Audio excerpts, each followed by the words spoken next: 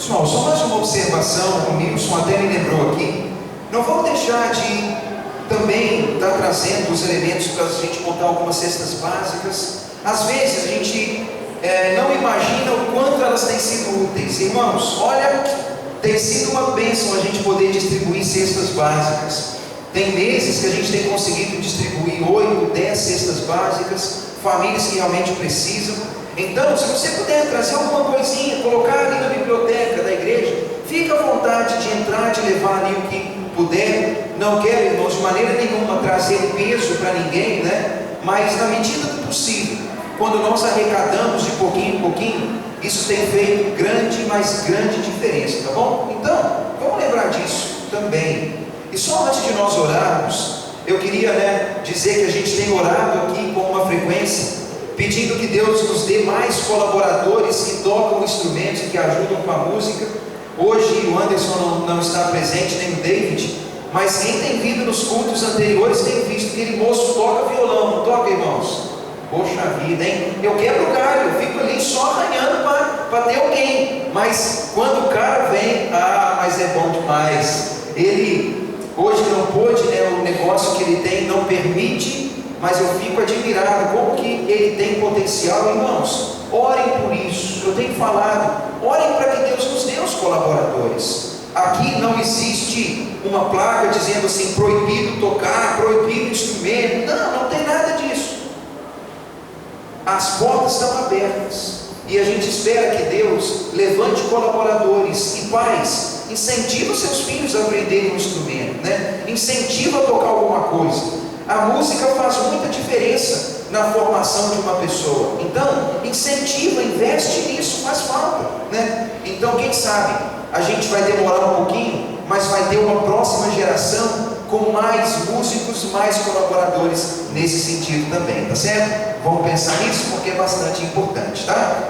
Bem, nós já oramos com os meninos, mas eu quero orar mais uma vez, irmãos. E logo depois, eu vou ler com vocês uma porção das Escrituras. E nós vamos entrar no texto da carta aos Coríntios, que é bastante rico, ele é muito amplo, mais do que a gente conseguiria falar tudo hoje, mas eu quero trazer uma palavra de Deus para o crescimento espiritual de todos nós aqui, tá bom? Vamos orar, irmãos? Santo Pai, mais uma vez nós te pedimos, ilumina, Deus, o nosso entendimento, por favor, Pai. Nós sabemos que o mundo carece da verdade, sabemos que Jesus Cristo veio ao mundo e Ele pregava a palavra por onde passava.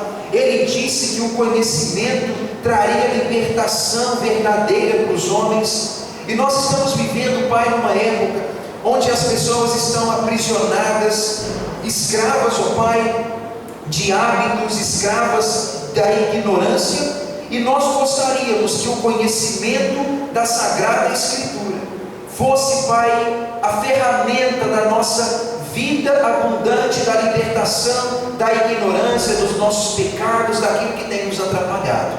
Jesus disse que quando conhecêssemos a verdade, seríamos libertos por ela. E nós queremos, ó Pai, conhecer a verdade. E essa oração, ó Pai, não é só para esse pequeno grupo reunido aqui, mas a nossa oração é para cada igreja da nossa cidade, para cada igreja do Brasil, do mundo, que tem feito um culto como esse, Pai. Eu peço que o Senhor possa ajudar-nos, para que a Bíblia seja lida, explicada e que ela seja compreendida. E à medida, Pai, que as pessoas conhecerem a palavra, eu te peço, produz no nosso coração arrependimento, mudança de vida e nos ajude a crescer em fé na pessoa de Jesus. E é no nome dele que nós oramos. Amém. Sabe, irmãos, eu estava pensando em casa um pouquinho, nesses dias que antecedem as pregações, a gente está sempre estudando, lendo, colocando isso na mente. E quando nós pensamos na carta aos Coríntios, ou em todo o contexto bíblico, admita uma coisa comigo: a sociedade dos dias bíblicos era uma sociedade altamente desigual, era uma sociedade muito desigual. Você deve estar pensando assim, mas como? Quando nós abrimos na nossa Bíblia ou procuramos na história, nós vemos que a mulher nem muito muitas vezes era tratada com tanta dignidade como deveria.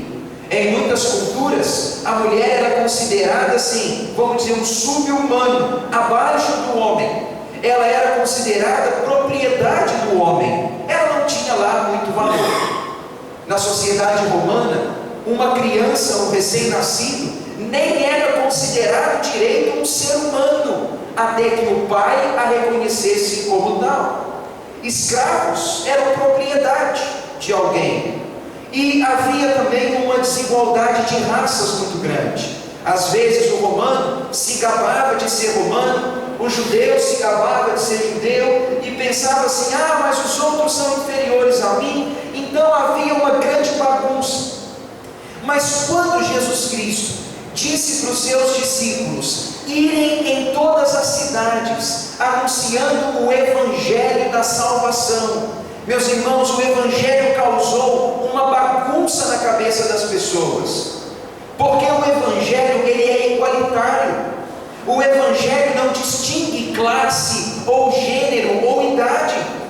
O evangelho diz que todos são pecadores, que Deus ama a todos e que todos podem conhecer o amor de Deus. Então, quando os apóstolos iam pregando de cidade em cidade, à medida em que o povo se convertia, algumas dúvidas começavam a surgir. Eles deveriam pensar assim: mas como é isso? Aqui na minha cultura, o escravo, ele não é como eu. O negro não é como eu, que sou branco. Ou a mulher não é como eu, porque sou homem. Gerava então um grande conflito. Como eu vou encarar aqueles tipos ou classes diferentes? A igreja dos Coríntios provavelmente estava passando por isso. A Bíblia fala que o apóstolo Paulo ele recebeu uma carta da igreja dos Coríntios.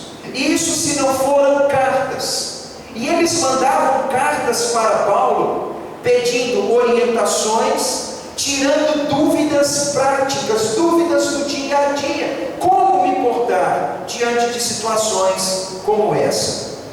O capítulo 6 e 7 de 1 Coríntios, ele narra um desses momentos, em que Paulo ele vai responder perguntas da igreja dos Coríntios.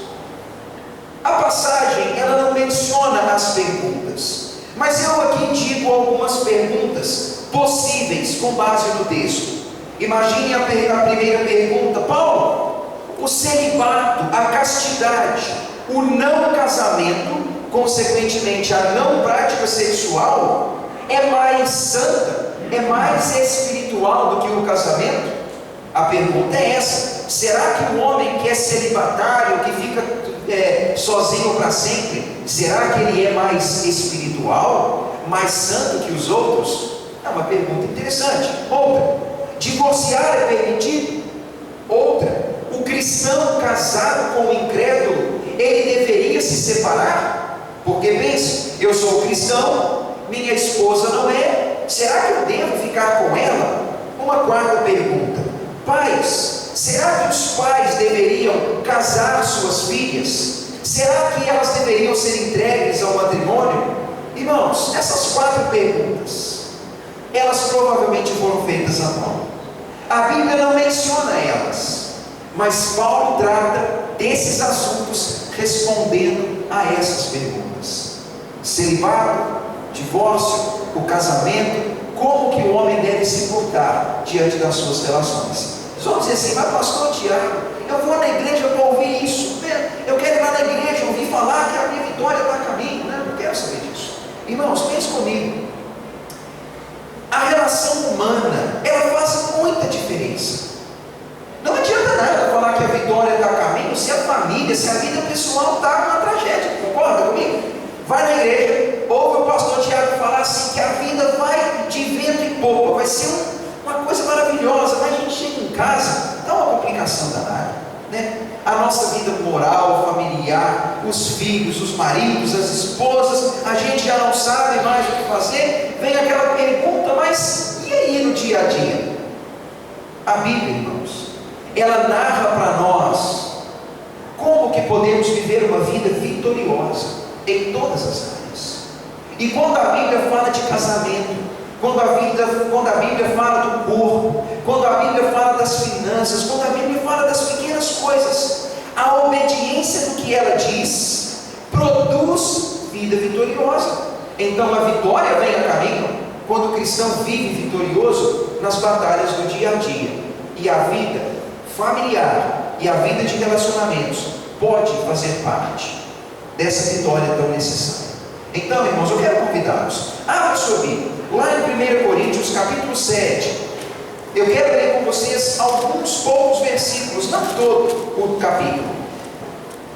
Eu quero ler com vocês o versículo 17, o 20 e o 24, para mostrar qual é o critério de Paulo ao tratar desses pontos de dúvida que a igreja tinha. 1 Coríntios, capítulo 7, o versículo 17, depois 20, depois 24.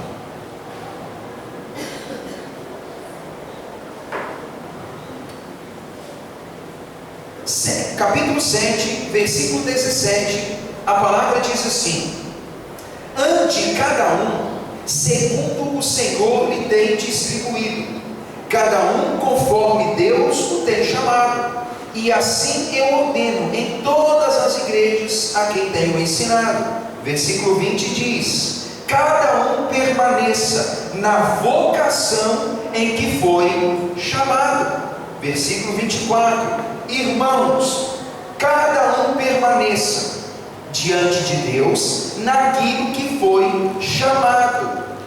Observem esses 3 versículos, que eles têm uma mesma mensagem. Paulo está dizendo assim para a igreja, ao invés de ficar alvoroçada, em dúvida, pensando assim: estou casado, separo, estou solteiro, caso, eu sou pai, tenho filho em casa, eu caso ela, deixo ela solteira, eu estou viúvo, faço o quê? Eu sou crente, minha esposa não crê em Deus, como é que vai ser minha vida agora? Paulo diz: Coríntios, calma, fica calmo, né? Se você está solteiro, espera um pouco. Você está casado? Espera um pouco. Deixa eu te dar aqui umas instruções. Esses versículos, eles podem não parecer tão relevantes, irmãos, mas quando Paulo fala disso, ele está levando em conta que a igreja dos Coríntios estava vivendo assim um momento muito complicado. A igreja estava passando um momento difícil nos relacionamentos, e no meio daquele momento confuso, eles poderiam mudar a sua posição numa atitude impensada. Casamentos iriam se desfazer, pessoas se casariam de maneira impulsiva, pessoas que antes queriam viver sozinhas iriam se casar, pessoas com o desejo de se casar iam decidir viver celibatárias por o resto da vida, abstendo-se de toda relação íntima. E Paulo fala: opa, para pessoal, espera um pouco, porque vocês precisam ouvir alguns conselhos. Meus irmãos, eu trago um conselho para vocês. O celibato, ele é louvável, mas o homem que se abstém da intimidade sexual, ele não é mais santo do que aquele que a pratica dentro do casamento. Vem do paganismo, vem da crença falsa, a ideia de que a intimidade sexual própria do casamento é suja. Isso é deturpado, é errado. Na Bíblia, irmãos, Deus nunca condenou o leito matrimonial. Se nós abrirmos nossa Bíblia na carta aos Hebreus, capítulo 13, ali o escritor diz: deve ser considerado digno de honra entre todas as instituições humanas o matrimônio, bem como o leito sem mácula. Ou seja, o casamento, irmãos, e a expressão máxima da intimidade do casamento, Deus não olha para aquilo pensando assim: é impuro aquilo é feio, é vergonhoso. Irmãos, abole isso. Isso é bobagem. Em outras traduções bíblicas, a palavra diz assim, que o sexo dentro do casamento é bonito aos olhos dizendo assim: Coríntios, para com essa visão de achar que abstendo-se do casamento você vai ser mais santo só porque não pratica sexo com a esposa e a esposa com o marido. Ele diz: isso é bobagem. Quando eu falo isso, eu sei que nós estamos em pleno século 21, né, irmãos? E esse negócio de sexualidade ou de virgindade, de celibato, já acabou, né? A gente já está assim, o bonde passou há muito tempo, né? A gente já está muito ultrapassado, porque hoje pouco se fala desse tipo de coisa, pouco se fala de pessoas preservando-se da prática sexual. Mas eu quero dizer para vocês o seguinte: qualquer pessoa que considere a relação íntima dentro do casamento como algo impuro, não entendeu o que a Bíblia ensina. Deus é criador do casamento. Deus instituiu o sexo dentro do casamento. E a sexualidade dentro do casamento, ela é bela aos olhos de Deus.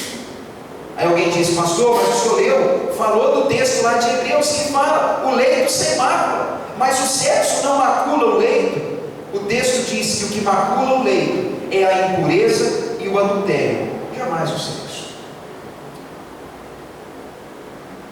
O celibato não torna alguém mais santo. Então, irmãos, quando a gente olha alguém que é celibatário, que vive ali, não se iluda. Bem, um segundo conselho: o casamento, ele faz parte do plano de Deus para o homem, mas o casamento também não é obrigatório, concorda? Aí, vou falar, quem está pensando em não se casar vai falar: agora, pastor, eu vou nadar de braçada, né? Não é obrigatório, irmãos. Não há assim uma lei dizendo: olha, você tem que casar e pronto, acabou, e tem que casar, porque a Bíblia disse que tem que povoar a terra. Irmãos, a terra está hiperpovoada. Tem país aí que o volume de pessoas por quilômetro quadrado está catastrófico. Vai lá, pesquisa na internet lá, como que o povo vive em Hong Kong, para você ver. Eles vivem num cômodo do tamanho da sua cozinha. Lá tem o banheiro, tem a cama, tem tudo é aqui. Se não for do tamanho do banheiro da casa da gente, não cabe. Tem lugar que é tudo exprimido. Aí eu penso assim: não, mas Deus mandou eu povoar a terra. Irmãos, casamento não é obrigatório, mas há umas considerações. Alguém que decida não se casar é alguém que está considerando o celibato, a castidade. É alguém que está dizendo assim: bem, eu não quero me casar, automaticamente eu me considero apto a viver sem a intimidade própria do casamento. Então eu não ligo para o sexo, não quero isso, não vou praticar, eu estou em pleno controle de mim e eu lido bem com isso. Nós não podemos ignorar, irmãos, que o ser humano tem dentro de si impulsos, hormônios. O homem tem um negócio que se chama libido, e a libido controla o homem. Eu diria que é uma força mais poderosa do que a ganância, do que a ira, do que qualquer coisa. E a prova disso é que nós vivemos numa sociedade altamente erotizada. Vivemos numa sociedade altamente sensualizada. Irmãos, é desenho para criança, é filme da sessão da tarde, é novela, é série. Quase nada é desprovido de alguma coisa de caráter sensual ou sexual. Concorda comigo? Ou o pastor Tiago está muito exagerado? Não estou, irmãos, eu sei que não estou.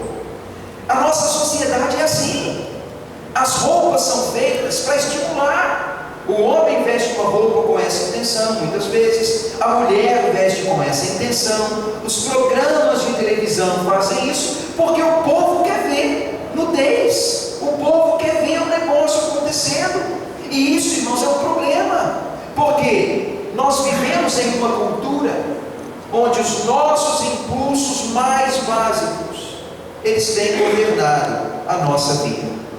Então, alguém que decida não se casar, já que casamento não é obrigatório, deveria ser uma pessoa altamente no controle e no domínio do seu impulso sexual.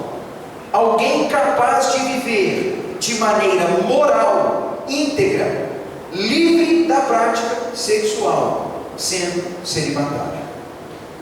Seria possível isso? Se a pessoa é capaz de viver feliz, sem a prática sexual e feliz da vida sozinha, essa pessoa então, segundo Paulo, estaria apta para o celibato. Bem, estou falando de assuntos, né, irmãos? Pode parecer assim, desagradável falar disso e ouvir disso, mas olha o que eu estou mostrando para vocês. Não se deve considerar a intimidade do casamento ruim. Não deve, depois eu vou te provar isso. Do mesmo jeito também, o casamento não é obrigatório. Uma pessoa pode viver sozinha, desde que ela se domine, desde que ela não viva abraçada, pegando fogo e fazendo coisas erradas. Porque sexo, irmãos, é uma prerrogativa do casamento. Deus criou o sexo para o casamento. Qualquer coisa fora dele, Deus não aprova. É adultério, prostituição aos olhos de Deus. Então, olha como Deus trata o assunto. Eu quero dar um terceiro conselho. Quando nós pensamos em casamento ou vida não casada, é necessário pensar também, irmãos, e é um conselho de Paulo nesse capítulo, que antes de tomar uma decisão de se casar, o homem deve mesmo analisar as circunstâncias antes de se casar. Já parou para pensar que muitos de nós não pensamos muito antes de casar? Já parou para pensar que se a gente fizesse uma enquete secreta, mas secretíssima, dizendo assim: se arrependeu, casaria de novo com a mesma pessoa, você se considera feliz no casamento? Irmãos, as pesquisas podiam deixar a gente assim, de boca aberta, falando, nossa. Aí a conclusão que a gente chega é: muita gente se arrependeu, né? Muita gente não pensou bem naquela época, foi por impulso, casou só porque engravidou, casou porque o pai pressionou, casou porque tinha que casar, ou porque ficou deslumbrado. Aí você fala: e agora o que eu faço na minha vida? Não avaliei as circunstâncias. E sabe o que Paulo fala? Leia comigo, versículo 26. Olha lá, versículo 26, depois nós vamos ler o 28 e o 32. Versículo 26, Paulo diz assim: considero, por causa da situação agonizante que estamos vivendo agora, ser melhor para o homem permanecer do modo como está. Falando basicamente de solteiro. O 28. Mas, se você se casa, não está pecando com isso. Se também, se a virgem se casar, por isso também não peca. Ainda assim, tais pessoas irão sofrer angústias na carne, e eu quisera poupar vocês. Leia o versículo 32 que diz: o que realmente eu quero é que vocês estejam livres de preocupação. Quem não é casado, cuida das coisas de Deus, de como agradar a Deus. E fala no 33, mas aquele que se casou, cuida das coisas do mundo, de como agradar a esposa que agora tem. Meus irmãos, se vocês lerem o capítulo todo, vocês vão observar Paulo dizendo assim: pessoal, calma antes de casar, vai com calma. E Paulo tem duas razões para isso. Um casamento que não foi bem avaliado, ele pode ser cheio de sofrimentos e cheio de preocupações. Então Paulo diz: avalia, pensa, considera, reflete. Está sozinho? Não precipita em se casar. Pensa bastante. Irmãos, aqui faço um apelo: pensem bem antes de casar. Pensem bem antes de casar seus filhos. Pensem bem antes de aprovar casamento. Pensem bem, irmãos. Hoje muitas pessoas cometem o engano de casar por impulso. Casa para se libertar de uma situação aparentemente ruim, e quando casa, descobre que a vida passou a ser de sofrimento, preocupação e tribulação, porque fez uma má escolha. Deus está dizendo a todos nessa noite: pense antes de se casar. Pense antes de se casar. É frustrante, irmãos. É frustrante, eu digo como pastor, às vezes em que eu sou convidado a fazer algum casamento, e logo a gente descobre que aquilo não durou, acabou, foi mal, e a gente fala assim, nossa, e agora? O que eu vou fazer? A gente se sente frustrado e ruim com aquilo, porque muitas vezes não foi bem pensado. E quase sempre quando alguém procura assim, fala, pastor, eu vou casar, eu quero conversar. O meu conselho quase sempre é, olha, pensa, ainda não casou, enquanto não foi lá e fez o voto e aquela aliança, ainda tem tempo, vai com calma, pensa bastante, conversa o que tem que ser conversado, ajusta o que tem que ser ajustado, porque, irmãos, é um fato inegável, o que é bom antes do casamento vai ficar muito bom, mas o que é ruim antes do casamento vai ficar muito ruim. Ninguém muda ninguém, ninguém muda a natureza do outro. O que é bom vai ser excelente no outro, mas aquilo que é ruim, vai ser muito ruim. Irmãos, você fala assim, pastor, você não tem tanto tempo de casado não, mas eu tenho visto isso, no pouco tempo de casamento, como tenho visto isso também, nos casamentos que tenho celebrado. Pense antes de casar, avaliem as circunstâncias. Pais, não entreguem seus filhos ao casamento em um ato precipitado. Se você consente, você está errado, não pode fazer isso. Bem, falamos um pouquinho sobre algumas advertências de Paulo, mas eu quero dizer alguma coisa aos casados. Leia comigo no capítulo 7, o versículo 3 até o 5. Capítulo 7, versículo 3 a 5. O texto diz: o marido deve conceder à sua esposa o que lhe é devido, e também, de semelhante modo, a esposa deve conceder ao seu marido. A mulher não tem poder sobre o seu próprio corpo, e sim o marido. E também, semelhantemente, o marido não tem poder sobre o próprio corpo, e sim a mulher. Não vos priveis um ao outro, salvo, talvez, por mútuo consentimento, por algum tempo, para vos ajuntardes, para vos dedicardes à oração, e novamente vos ajuntardes, para que Satanás não vos tente por causa da incontinência, ou por causa da abstinência da intimidade sexual. Sabe de uma coisa, irmãos? Paulo tem uma preocupação de dizer aos casados: casamento não é obrigatório. O homem tem o direito de analisar bem as escolhas que faz, mas quando você se casar, seu corpo não é motivo de barganha. Seu corpo não é moeda de troca. O homem que casa, uma mulher que casa tem que assumir assim: meu corpo foi entregue a ela, o corpo dela foi entregue a mim. Eu sou alguém comissionado por Deus para suprir necessidades nela, e ela é chamada por Deus para suprir necessidades em mim. Irmãos e irmãs, cuidado com isso. Paulo disse: não façam privação, não façam um jogo com isso. E a gente sabe que isso acontece, né? Fala assim, se você não fizer o que eu quero, você vai ver, você vai ficar o resto da vida, né? Chupando o dedo, e assim vai ser, para lá. Assim que funciona, né, irmãos? É o mundo, né? Você vai ver, vou te punir, o homem vai punir a esposa e essa coisa toda. Paulo disse: olha, não privem um ao outro, salvo, talvez, e se os dois concordarem. Não existe isso, irmãos, de dentro de um relacionamento, uma pessoa chegar e falar assim: a partir de agora, acabou, agora nós vamos viver celibatários por resto da vida, e eu decidi. Não é assim. Paulo disse: a abstinência, ela dá lugar a Satanás.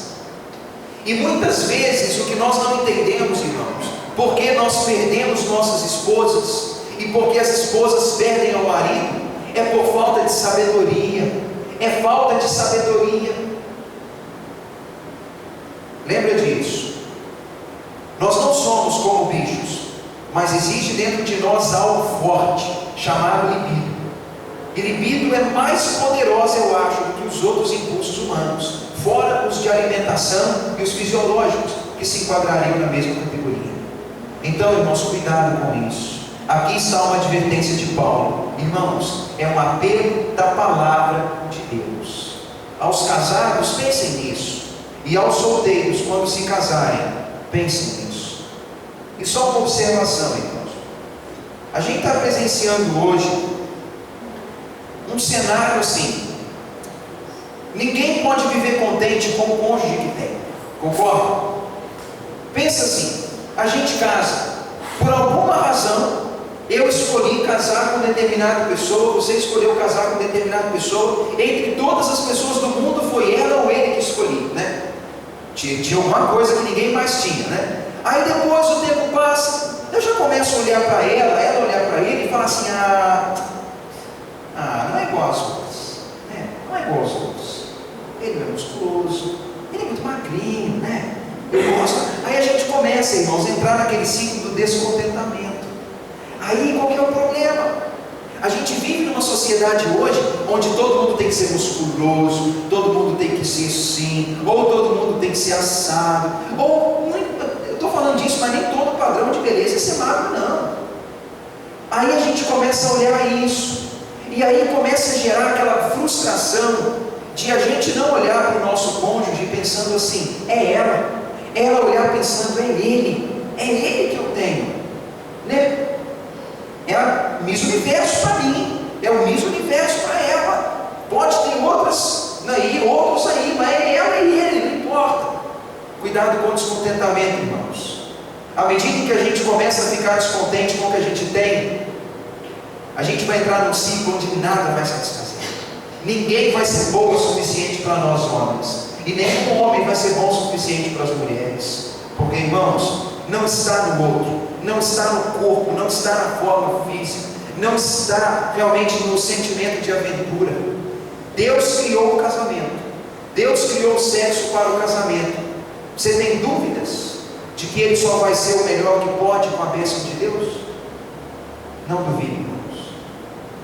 Qualquer pessoa que viva seu casamento como Deus disse, essa pessoa vai ser feliz e realizada, mas não barganha com o seu corpo.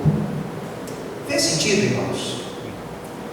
Eu falei, isso aqui parece mais uma aula, né? Mais do que uma pregação. Mas Deus tem nos advertido por essa passagem que nós precisamos tomar muito cuidado. Cuidado em ver o sexo como algo sujo e ruim, não é?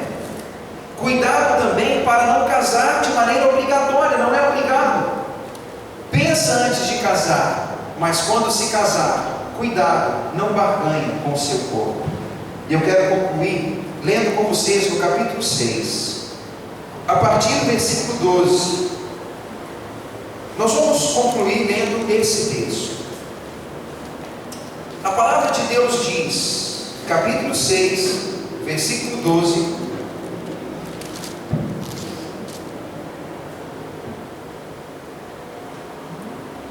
parece que Paulo, no versículo 12, está corrigindo um ditado popular. O ditado diz assim: todas as coisas são lícitas. Paulo diz: mas nem todas convêm. Todas as coisas são lícitas, mas eu não serei dominado por nenhum.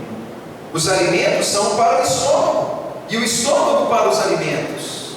O corpo não é para o sexo desgovernado. Paulo vai dizer: mas Deus destruirá tanto estes como aquele. Porém o corpo não é para a impureza, mas o corpo é para o Senhor, e o Senhor para o corpo. Olha só como Deus vê o nosso corpo.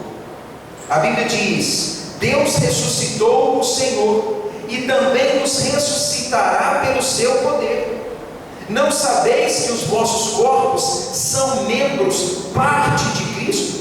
Eu porventura tomaria os membros de Cristo e os faria membros de meretriz, de prostituição? De maneira nenhuma. Ou vocês não sabem que o homem que se une à prostituta forma um só corpo com ela? Porque, como se diz, os dois então são uma só carne. Onde existe o ato sexual, uma só carne ali é feita. Mas aquele que se une ao Senhor é um só espírito com o Senhor. Foge da impureza. Foge da impureza. Qualquer outro pecado que o homem comete é fora do corpo, mas aquele que pratica a imoralidade peca contra o próprio corpo. Acaso vocês não sabem que o vosso corpo é santuário do Espírito Santo, que está em vocês, o qual tendes da parte de Deus, e que não vem de vocês mesmos? Vocês foram comprados por um alto preço. Agora então, glorifiquem a Deus com os vossos corpos. Esse texto, irmãos, ele é taxativo, claro, ele não deixa margens. O homem que pratica a imoralidade, ele está pecando contra o corpo.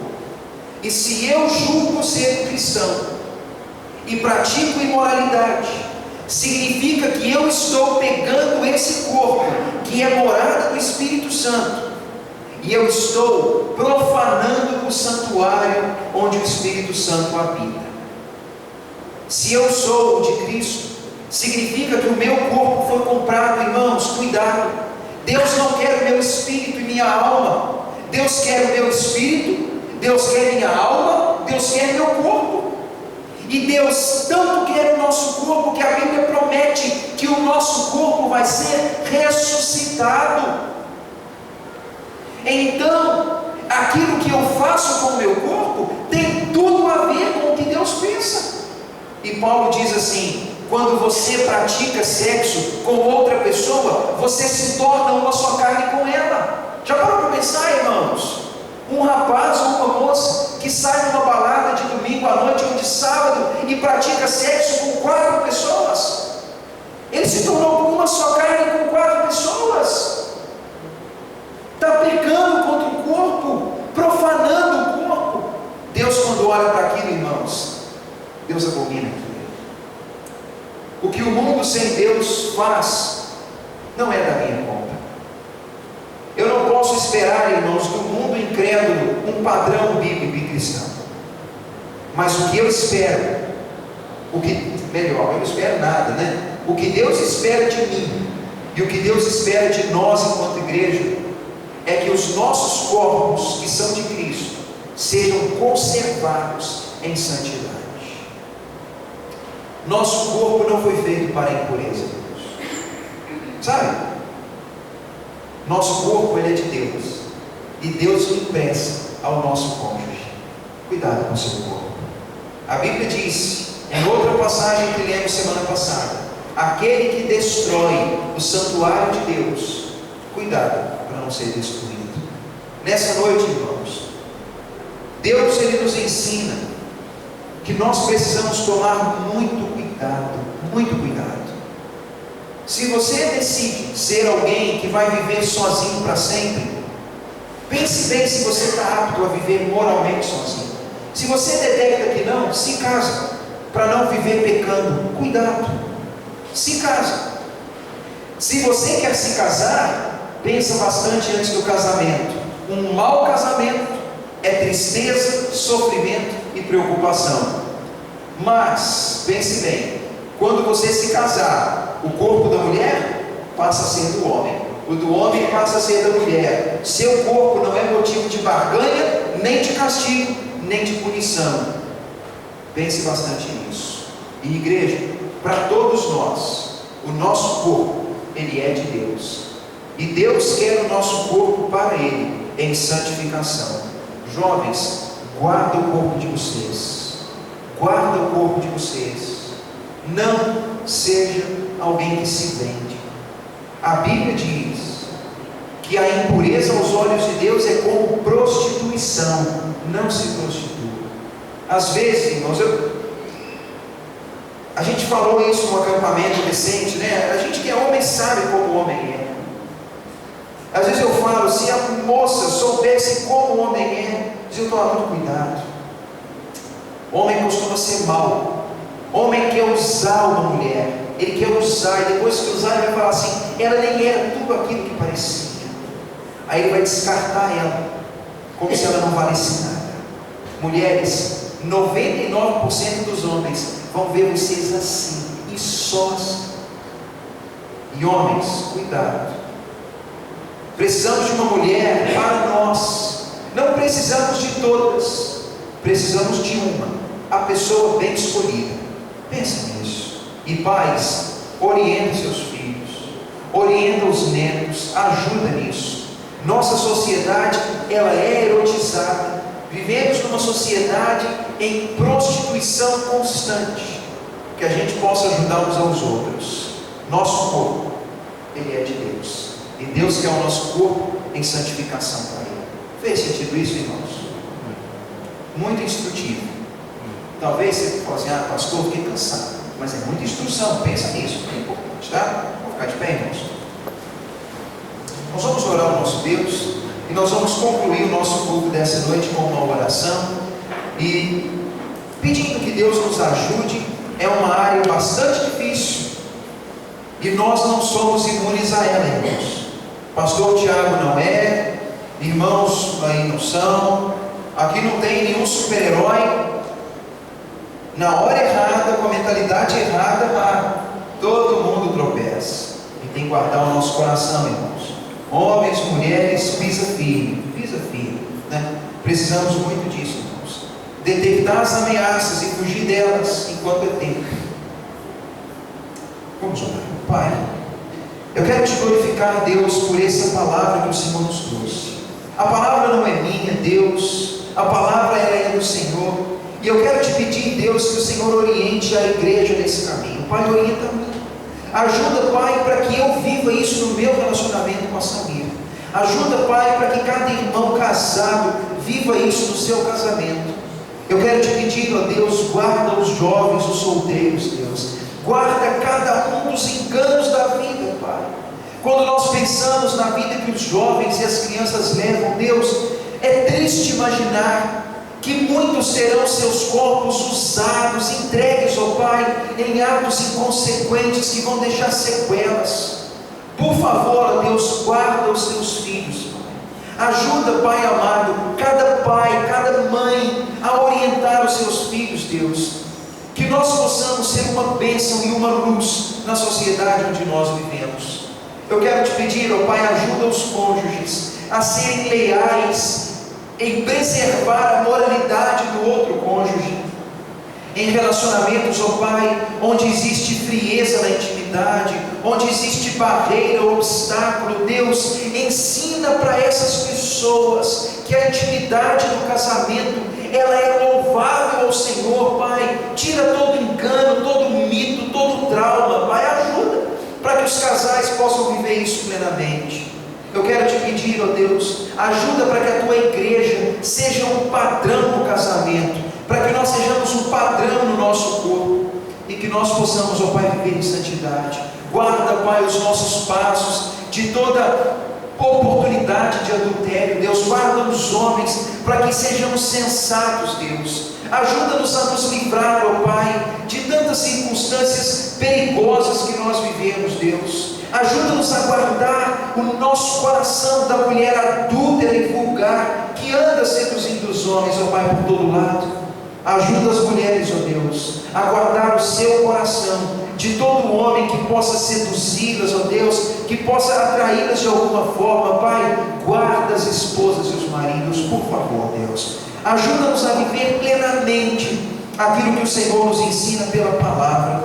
E eu quero te pedir, Deus, dê graça a cada um. E Pai amado, aqueles que têm consigo uma decisão de viverem solteiros, porque se consideram aptos para essa vida, Deus, dê graça e dê para eles a tua bênção nesse estilo de vida também. Eu quero te entregar, Pai, tudo que nós ouvimos, pedindo, ajuda-nos a viver a tua palavra. É o que nós precisamos, e é por isso que te pedimos, no nome de Jesus. Amém. Meus irmãos, se nós vivemos isso, a gente pode ter uma vida bem abençoada, viu? Muitas vezes a gente pode ter assim um dinheirinho legal, um emprego legal, uma saúde boa, mas se o nosso casamento não andar bem, a gente vai estar em apuros. Irmãos, vamos investir no nosso casamento, vamos investir na nossa família. Nossa esposa é o que temos, o marido é o que as esposas têm. Levanta a mão para o céu, dá graças a Deus por eles, cuida dele, sabe? Valoriza ela também. Irmãos, vamos cuidar dos nossos relacionamentos, né? E aqueles que estão ainda por tomar essa decisão, pensem muito, escolha bem, escolha bem. Meu desejo, irmãos, e o voto que nós fazemos perante Deus, é que Deus nos ajude a viver plenamente o plano de Deus para a família. Que cada um seja capaz de honrar o seu cônjuge, que cada um seja capaz de satisfazer as expectativas e necessidades que tem, que nós sejamos pessoas que orientam os filhos e os mais novos que estão em ponto de decisão, que nós possamos viver uma semana realizados no nosso casamento, e que a graça de Deus, que a paz de Deus possa nos acompanhar, e que a nossa família seja um reflexo da bênção de Deus sobre nós. Vão em paz, irmãos.